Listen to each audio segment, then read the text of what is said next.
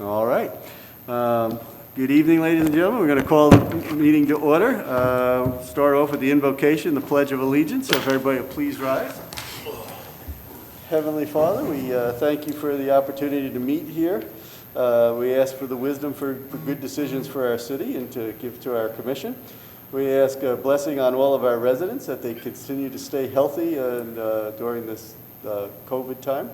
We ask for healing in our country now that the elections are over. Maybe we can get back to a little bit more normalcy between everybody. We ask blessing on all our first responders. Keep them safe as they keep us safe. And as always, we ask a blessing on our military. Wherever they are in the world, Lord, keep them safe and bring them home to us. We ask all of this in your name. Amen. Amen. I pledge allegiance to the flag of the United States of America and to the republic for which it stands, one nation, under God, indivisible, with liberty and justice for all. All right. And with that, we'll ask Madam Clerk for a roll call. Chair Keller. Present. Vice Chair Lomnick. Here. Member Mellon. Here. Member Forges. Here. Member Williams. Here. Alternate Member Lowe. Here. We have a All quorum. right. We have a quorum. We've got everybody tonight. This is great. Okay, so first, just a quick notice. City Hall is open to the public. However, attendance inside the Ocoee Commission chambers is limited to accommodate social distancing and is subject to change based on the governor's executive order. Any interested party is invited to be heard during the public hearing portion of the meeting. The public may also call or email comments and/or questions to 407-554-7118 or citizens@ocoee.org. And having said that, we'll get back to the agenda, and we need a motion for a consent agenda. Make a motion. I have a motion. Is there a second? Second. I have a motion by Vice Chair Lomnick, a second by Member Mellon. All those in favor signify by saying aye. Aye. All those opposed? Carried. All right. Old business, we have none. So with that, we will move on to the new business and public hearing. And I was going to introduce the zoning manager, but it looks like you're stepping in for him there. Yes, so zoning manager Keel Gadjadar has a few-week-old baby girl. Oh, well, congratulations. Yes. Very I'll good. tell him that, yes. Beautiful Congratulations. baby girl, And so, I'm filling in. remember, we will turn it over to you. Okay, this is the rule of variance in Robert's Rise 622, variance number 2002. We had warned you or foretold you guys that this variance would be coming. Again, this is the variance from last meeting was just on the other side of the road. This is the subject property at 622 Robert's Rise. It's a corner lot. The house faces the main street. The other one was sort of a side lot front variance. This is just a regular front variance. Subdivision got a grant to do and I'll show that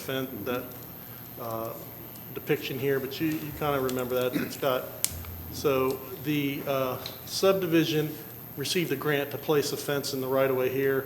And in these applicants, he can have a fence that's 6 foot tall right up to his front lot line of his house. He's asking for a variance to go up to the 0.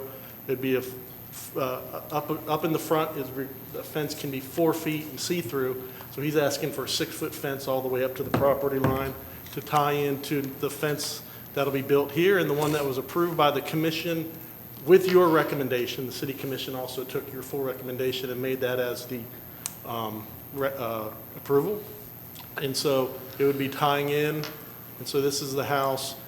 He's got an existing fence, so he'll be bringing the fence up to the right-of-way, tying it into the one that'll be in the road, kind of creating this barrier. I just want to show this graphic. I made it for the commission just so people can see. It's real rudimentary.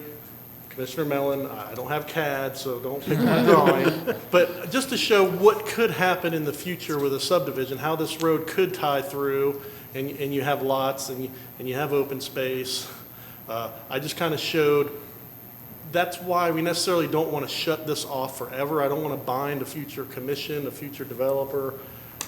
If it makes sense, you never know what's going to happen with Silver Road. So just to kind of show why our sort of part of our reasoning for not recommending approval of the variance is we want to be able to have that opportunity to have the fence removed in the future if it makes sense to a future commission, future citizens and all that. So with that, again, the fence is going to go here and he'll tie his property in. The conditions of variance are tough. There's not a hardship. They'll still be able to live in the house if they don't get this fence. So we're giving a soft, even though the commission approved the other one, make your determination based off of evidence, circumstances. The property owner applicant is present if you would like to ask him any questions. Thank you. Are there any questions from the dais? Now, this was the same one we dealt with, I think, the last Yes. meeting, where that we approved the fence with the condition of the city, if there was future. Yeah, the condition was, within 5 years, if the city requests the fence to be moved, the city is responsible for the cost. After 5 years, it's out, it's on the property owner. Awesome, thank you. So the city commission did take your full recommendation and adopt that. So, just out of curiosity, is that the recommendation for the next one? Is that included in it, or would we need to add that as well? You would need to add that. Yeah, we'd have that. You have to- So to remind you, the building permit, in order to have the HOA receive the building permit, the city attorney and I came up with a condition that they have ownership and maintenance, and then the removal. And what we finally settled on is if it's removed in 5 years, it's up to the city to pay or do the work. Okay. After 5 years, it's up to the HOA. And you took that comment and made it a condition, added that to your recommendation for approval, that, Okay. under that same guideline. All right. Any other additional questions? Okay. Does the applicant want to say anything, or you're more than welcome, or no? Okay. With that, this is a public hearing, so we will open the public hearing.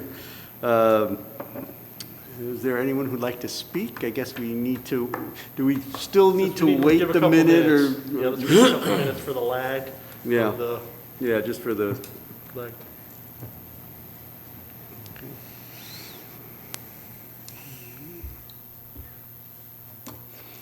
put on my glasses so I can see the seconds. So we give them a couple of minutes there.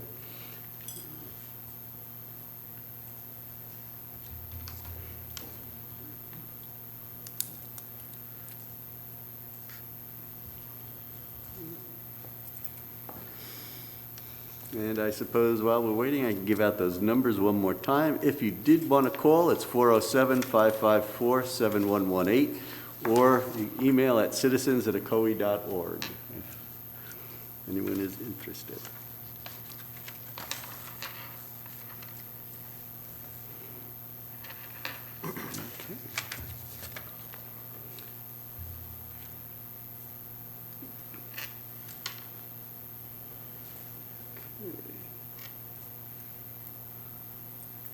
All right.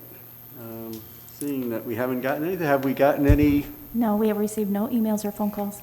All right, so then I'm going to close the public hearing, bring it back up to the dais. We do need one motion on this. So Chair will open it for recommendations. Mr. Chairman, I request that we approve project VR 20-02 and put the stipulation in that if it needs to be removed within 5 years, the city pays for it, and anything after that is on it's the applicant's responsibility. All right, is there a second to that? I'll second. Okay, we got a couple of it. All right, so we have a motion by Vice Chair Lomnick. We have a second by Member Williams. Chair All those Keller, before we vote, we need to state the factual basis or the reasons why we're granting the variance. So that could be the unique nature of the property. The vacant area to the I was gonna east, say- the nature of the property in position to the vacant area. New lawyer. Due to the uniqueness of this property with it behind, that would be why we would be looking to grant the variance. I'm sorry, can I comment a little bit more on this? Yeah. The last one we approved was subject to the homeowner having to insert something in public record that it can be taken down at some point, if necessary. That will be, the letter will state the condition, and that letter will be submitted with the building permit. It'll stay in that file forever. Correct, but we do need to insert that in the motion as well, because the only motion I'm hearing here is that the fence goes down within 5 years and we pay for it and the owner pays. But we need the condition to which that it can be taken down at some point, because if this parcel is developed, that fence will be a problem Yes, for pedestrian and safety. yes. So the last one, we did approve Yes. is subject to. The reason of the subject to is so the fence could, in the future development situation, On demand. based be on required to demand. be removed. Correct. Yes, On demand, not at the owner's choice, but on demand based on the development. on the cities. It would be a Correct. city decision to connect that public road. Correct. Yes. So We I'm need to looking, answer that in the motion. right, I'm looking here in the minutes from the last meeting, and specifically says that the approval matches the language of the neighborhood matching grant that was awarded to the Roberts Rise HOA, wherein if the fence must be removed within the first 5 years, the city would bear the cost. And so, should we, That's the condition, yes, but the reason, what. Right, number I 40 is understand What that. would be the reason removal, not just the city says remove it. Correct. There would be a reason for removal that would be approved by a board, and then we would say, hey, let's go back to that condition. We just approved this preliminary subdivision plan next door, and we are gonna tie the road, so let's enact the provision that they gotta remove the fence. That's the area of the variance. They can have a 6-foot fence up to their front property line, and depending on the time frame, someone would be responsible. So I amend my motion to include everything Mike Roomer just put on the record. Does that work? That's perfect. Thank you. What? It will be reported also, because the next owner who purchases the property will know that the fence can Right. go down. Yes, Be deed restricted. the document will go, it will not be recorded. We do not record our variances in a development order or development agreement. So it For just be some minutes reason, of I the remember meeting. we were asking it to be It's- reported for the other one. Just put in the building permit. yeah, it was in the permit. Okay. Yes, it'll just be in the permit. Okay. I think you need. All right, now, since there's an amendment, we need a second to. I'll second it. Okay. So we have an amended motion. Now, can we treat that as the same, or is that or do we have to vote on the amendment? Yeah, and then? I think it's from the same person that made the original motion. Let's just go with that as the. As the original, as the motion. new original motion. Okay. So we have a motion by Vice Chair Lomnick, a second by Member Williams. All those in favor signify by saying aye. Aye. Opposed? Carried. All right. And that takes us to the capital improvement element, amendment. Again, public hearing, and Director Mike Rummer, we'll turn it back over to you. Yes, this is amending the capital improvement element within the comprehensive plan, which is the land planning agency. You get say over any amendments, additions. So what happens each year is the city adopts a list of 5-year capital improvements, which is then placed in the capital improvement element under the idea that a developer's doing their due diligence, they're gonna look at the property, look at the comprehensive plan, see if there's any improvements slated for around the property that make it more developable. And this list is inserted in there every year after the adoption. The capital improvement list is adopted with the budget in the city, so the list is hard. You can't make any deletions, you can't make any recommendations. All you can do, I can say, is attend the budget hearings next year, and you can have or workshops, and you can have an influence on the capital improvement list. So this list by ordinance will go into the comprehensive plan, and we'll update it next year with the next 5 years. The projects in here are planned out for the next 5 years. It tells how they're funded, what years portion of the project is funded. And if you, on the list, there's under road capacity, I do have 2 Clark Road projects in there. I have a minor, a smaller fix widening if we can't get the full widening from Claricona to 80 Mims. That's why there's two projects, but we're trying to get the full widening of 80 Mims, of Clark Road from Claricona Ocoee to 80 Mims. But if not, we do have a development agreement we can go back and use to get the widening from Claricona Ocoee to Orchard Park Drive. So that's why you'll see two Clark Roads. Like, why do you have two of the same projects? It's just if one fails, it gives me a backup. They're not funded by general budget, so it's not a capital improvement that's funded. It's in the list in 5 years, which then we can move forward. We can work to get it developed. And I am working on a development agreement with Lennar with Arden Park to see if we can get something done where they would do the widening. The design, engineer, construction, as they're finishing up the extension of Clark Road from Claricona Ocoee to McCormick. You'll see that will be opening in December. You'll notice that on Claricona Ocoee side, at McCormick, it's already a two-lane road. That section was, the first section of the extension was built by Kensington Manor as a two-lane road, and then McCormick Reserve came in, built it to its south property line adjacent to Arden Park as a two-lane road. So the extension will go from Claricona Ocoee as a four-lane divided up to the entrance of Arden Park. Then it turns into 2 lanes. However, since the south side of Clark Road, of Claricona Ocoee Road to Clark is 2 lanes, we can't receive those west 2 lanes from the new extension. It'll be Jersey barrier shut off for a while until we develop those 4 lanes. So it'll function as a 2-lane extension from Claricona Ocoee to McCormick when it opens in December. Should have a good impact on the traffic. Should stop some of the left turns, right turns at Claricona that back things up. Allow some more free flow, people going up there. You got a lot of different projects here. Again, you're just adopting, in order to update an element, it goes to the land planning agency. So, if this is the only amendment text that we don't have to send to the state for review.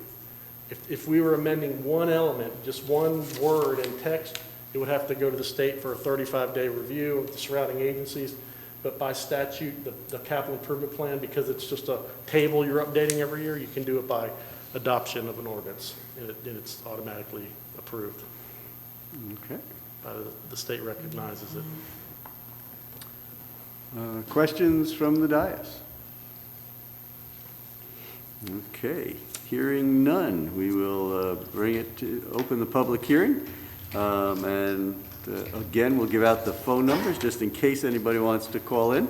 407-554-7118 and citizens@ocoee.org is the email, and we'll give it a couple of minutes for people to call in or email in, and then we'll bring it back up.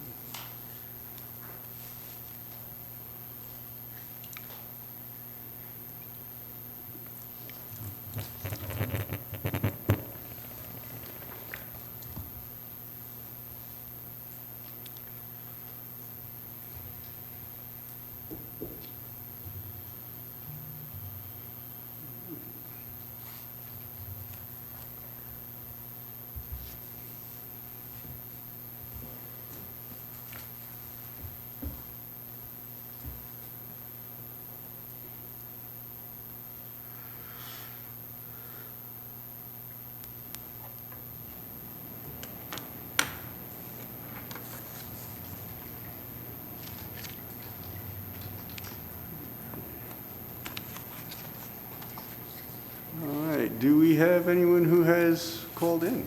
No emails or phone calls. All right. Hearing that, we will close the public hearing and bring it back up to the dais. For this, we need one motion, so can I get a motion on the ordinance amending the capital improvement elements of the comprehensive plan? I'll make that motion to recommend the adoption of the capital improvements element amendment edition of the fiscal years 2021 to 24-25 capital improvements program. Is there a second? Second. All right, I have a motion by Member Mellon I have a second by Vice Chair Lomnick. All those in favor signify by saying aye. Aye. All those opposed? Carried. That takes care of our business end of the meeting, so now we're up to miscellaneous project status reports there, Director Rummer. Nothing new or innovative to tell you about this meeting. Okay. All right. So, and then I guess our new attorney will be here. We have this commission attorney sitting in tonight, Scott Cookson, but I guess the new attorney will be arriving for our next meeting there. Yeah, I think I'll probably come with him next meeting, introduce you to him, and then he'll be taking over from there. Very good. Treat him well. Well, we will try. What, we can't have any fun? What? Any questions on anything you see going on? Okay. All right. Hearing no other additional questions, can we get a motion to adjourn? So moved. Is there a second? I second that. All right. We have a motion by Member Williams, second by Member Forges. All those in favor signify by saying aye. Aye. Opposed? Carried. Meeting adjourned.